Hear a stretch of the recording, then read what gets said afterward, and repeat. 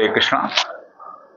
आइए श्रीमद् भगवद गीता के वंदना के साथ आज का यह सत्र शुरू करते हैं।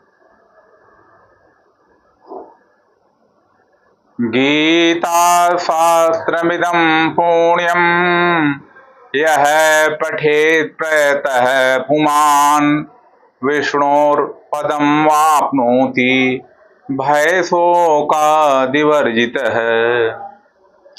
गीता अध्ययनशीलस्य प्राणायाम परस्य च नैव सन्ति हि पापानि पूर्वजन्म कृतानि च।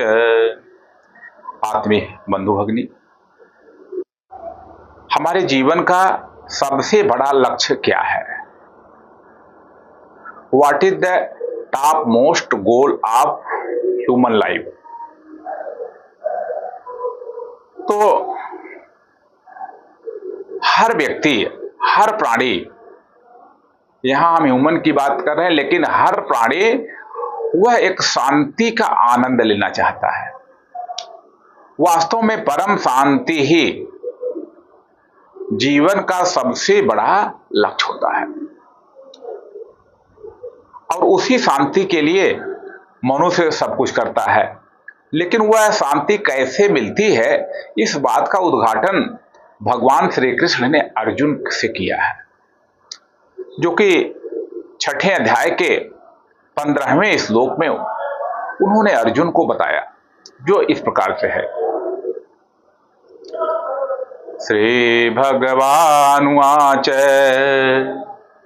युञ्जन्नेवं सदात्मानं योगी नियतमानसः शांतिं निर्माण परमां मत्संस्थामधिगच्छति।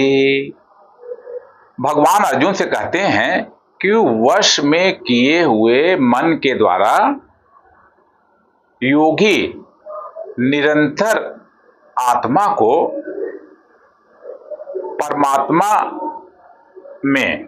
परमात्मा के स्वरूप में निरंतर लगाता हुआ मुझ में रहने वाली परम शांति रूपी, आनंद की पराकाष्ठा रूपी परम शांति को वो प्राप्त कर लेता है।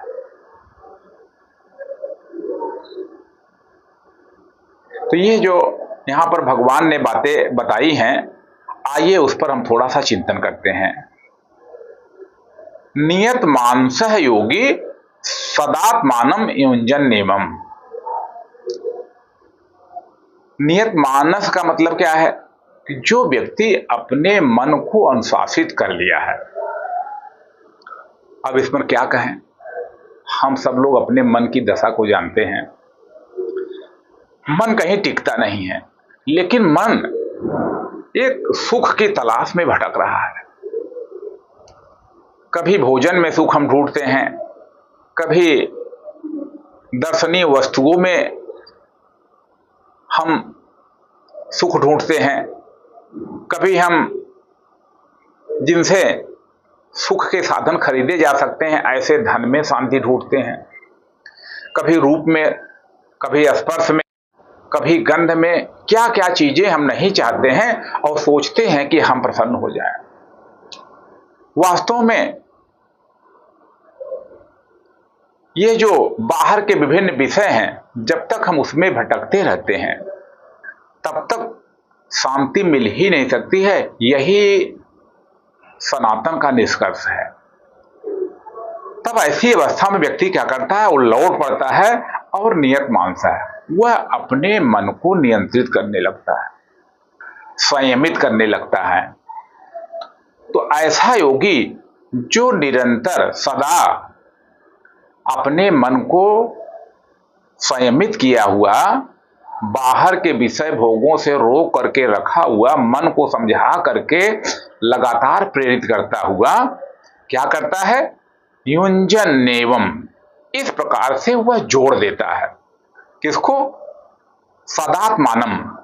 आप यहां आत्मानम का अर्थ यदि हमें स्वयं से कर लें या आत्मा से कर लें, तो आत्मा को वो क्या करता है, परमेश्वर के स्वरूप में लगाता है। या यहां हम मेडिटेशन के परिप्रेक्ष्य में कह लें तो हम अपने आप को ध्यान में लगा लेते हैं परमेश्वर के, और जब हम अपने ध्यान को परमेश्वर में लगाते हैं तो परमानंद रूपी शांति की जो पराकाष्ठा है वह व्यक्ति को प्राप्त हो जाती है। तो शांतिम निर्वाण परमाम मत संस्थावत गच्छति। तो परम शांति कहाँ रहती है? मत संस्थाम, यानी मुझ में रहने वाली, मुझ में संस्थित रहने वाली वह परम शांति को प्राप्त हो जाता है।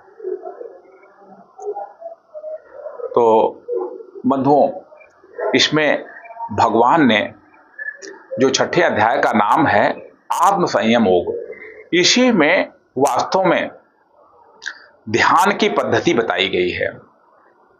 वास्तव में हम शांति तो चाहते हैं, ओम शांति शांति शांति ही, हर वेद के मंत्र के बाद शांति बोली जाती है, लेकिन शांति मिलती क्या है? तो एक फार्मूला है कि शांति के लिए आपको शांत होकर के बैठना पड़ेगा। क्या करना पड़ेगा? शांति के लिए हमको शांत होकर के बैठना पड़ेगा। तो पहला ये प्रेरणा का बिंदु हम सब लोगों को पकड़ना चाहिए कि हम बैठना तो शुरू कर दें। आप देखिए, दिन भर हम बहिर्मुखी विभिन्न प्रकार के कामों में लगे रहते हैं और रात में किसी प्रकार से सो जाते हैं, लेकिन बैठते कहाँ? और जब तक हम बैठेंगे नहीं तब तक हम नियत मानस नहीं बन पाएंगे, यानी अपने मन को नियंत्रित नहीं कर पाएंगे और अपने मन को परमात्मा में जोड़ नहीं पाएंगे। और जब परमात्मा में जोड़ नहीं पाएंगे तो परमात्मा में जो परमानंद की पराकाष्ठा है, ये बड़ा महत्वपूर्ण शब्द है, परमानंद की पराकाष्ठा। अब सामान्यतः एक हमारे देश के ही विचारक हुए, उनका नाम है ओशो रजनीत। तो उन्होंने क्या कहा है? तो व्यक्ति को सबसे बड़ा सुख कहां मिलता है? सेक्स में मिलता है। तो उन्होंने इस पर एक किताब ही लिख दिया, संभोग से समाधि तक। यानी संभोग में जो सुख व्यक्ति को अनुभव होता है, ब्रह्मचर्य के खंडन से जो व्यक्ति को क्षणिक सुख मिलता है, उसकी तुलना वहां कर रहे हैं कि ये इसकी झलक देता है कि जो परमानंद का सुख है वो कैसा है। तो बंधुओं, यहां उदाहरण देने का परिप्रेक्ष्य यह था कि जब ये छोटे छोटे सुख आदमी को पागल बना देते हैं, तो परमानंद जब जिसको मिल जाएगा तो कैसा होगा। एक उदाहरण आता है कि एक व्यक्ति वो लॉटरी खेलता था, उसको 5 करोड़ रुपए लॉटरी में मिलने वाले हो गए। तो किसी ने कहा कि वो ले जाकर के जब दिखाया अपना टिकट, तो किसी ने कहा कि अगर इसको एक बार बता दिया जाएगा तो इसका हार्ट फेल हो जाएगा। 5 करोड़ का नाम सुनते ही उसका हार्ट फेल हो जाएगा। तो उसने एक व्यक्ति से पूछा, दूसरे व्यक्ति ने इससे पूछा कि बताओ, अगर तुम्हें जो है 5 करोड़ की लॉटरी लग जाए तो क्या करोगे? तो इस व्यक्ति ने उस व्यक्ति को बताया जिसने पूछा था, अरे क्या मजाक करते हो यार, इतना दिन हम लॉटरी खेल रहे हैं, कभी तो 5 करोड़ क्या का है, 50,000 भी नहीं निकला। कहे नहीं, मान लो निकल गया तो उन्होंने कहा कि अगर 5 करोड़ निकल गया तो 2.5 करोड़ तुमको दे दूंगा। जैसे इस व्यक्ति ने कहा कि 2.5 करोड़ तुमको दे दूंगा, यह सुनते ही उस व्यक्ति का हार्ट अटैक हो गया। इतना आनंद, इतना उसको आश्चर्य। तो जब व्यक्ति बहुत बड़े अनपेक्षित, अनप्रेसिडेंटेड बात का साक्षात्कार कर लेता है, तो उसको इतना आनंद हो जाता कि आनंद में ही उसके हृदय की गति रुक गई। तो ये जो परम शांति है, ये शांति कहां से निकलती है? तो वास्तव में ये शांति परमानंद जिसे हम कह रहे हैं, यह जो शांति से ही मिलती है। इसलिए योग में ध्यान का सबसे ज्यादा महत्व दिया गया है। और एक बात और है, युंजन एवं सदा, जैसे अपने राष्ट्रीय स्वयंसेवक संघ की प्रार्थना में नमस्ते सदा वत्सले मातृभूमे, तो ये बंधुओं सदा का हमें बहुत ज्यादा महत्व देना चाहिए। सदा माने हमेशा नहीं, सदा माने निरंतर, कि निरंतर प्रैक्टिस कीजिए, निरंतर अभ्यास कीजिए। बहुत से साधकों के साथ यही होता है, बहुत से स्वयंसेवकों के साथ भी यही होता है कि वे कुछ दिन साधना करते हैं, फिर उनका मन ढीला हो जाता है और साधना को रोक देते हैं। अरे भाई थोड़ा दिन टिकिए तो। 10 साल, 20 साल, 25 साल, पूरी लाइफ भर जो आदमी साधना करता है वह अधिकारी बन पाता है। श्रद्धेय स्वामी विवेकानंद जी कहते थे कि वास्तव में कोई साधना सिद्ध तब होती है जब वह कम से कम 12 वर्ष तक किया जाए। हम जानते हैं कि हमारे हिंदू धर्म में महाकुंभ लगता है, तो महाकुंभ कितने वर्षों में लगता है? 12 वर्षों में लगता है। अब स्वामी विवेकानंद जी ने 12 वर्ष क्यों कहा, ये बात तो मैं नहीं जानता हूं, लेकिन उन्होंने ये बात कही कि 12 वर्ष तक लगातार लगे रहो। हमें लगता है कि पूरी जिंदगी भर लगे रहना चाहिए। तो जो व्यक्ति आत्मा को परमात्मा के स्वरूप में ध्यान के द्वारा निरंतर लगाता है और मन को चंचल नहीं होने देता है, यानी नियत मानस है, संयमित मानस का व्यक्ति है, वह व्यक्ति क्या करता है? निर्वाण परमाम यानी परम शांति को प्राप्त हो जाता है। बंधुओं, इस श्लोक को पढ़ने से हमें जीवन का जो लक्ष्य है उसके बारे में निर्देश मिलता है। क्या उद्देश्य है? हम सब लोगों को भी यही परम शांति को ही अपने जीवन का लक्ष्य बनाना चाहिए।